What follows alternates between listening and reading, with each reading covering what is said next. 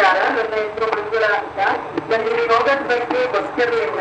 ಯೋಗ class ನಡೆಸ್ತಾರೆ doctor Nageshwari ಅಂತ ಗೊತ್ತಾಗಿ ಸೇರ್ಕೊಂಡ್ಮೇಲೆ ತುಂಬಾ ಫೀಲ್ ಚೆನ್ನಾಗಾಯ್ತು. ಮತ್ತೆ ಒಂದಿನ ಮಿಸ್ ಮಾಡದೆ ಬರೋದಕ್ಕೆ ನನಗೆ ತುಂಬಾ ಖುಷಿ ಆಗ್ತಾ ಇದೆ.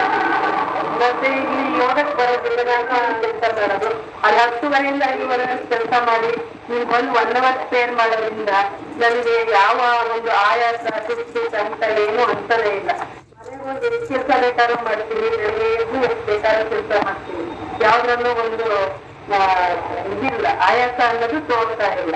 ಮತ್ತೆ ಆರೋಗ್ಯದ ಕಡೆನೂ ಇಂಪ್ರೂವ್ ಆಗಿದೆ. ನನಗೆ ಶುಗರ್ ಇತ್ತು, ಶುಗರ್ ಕಂಟ್ರೋಲ್ ಮುಂದಕ್ಕೆ ಹೋಗಿಲ್ಲ, ಕರೆಕ್ಟ್ ಆಗಿದೆ.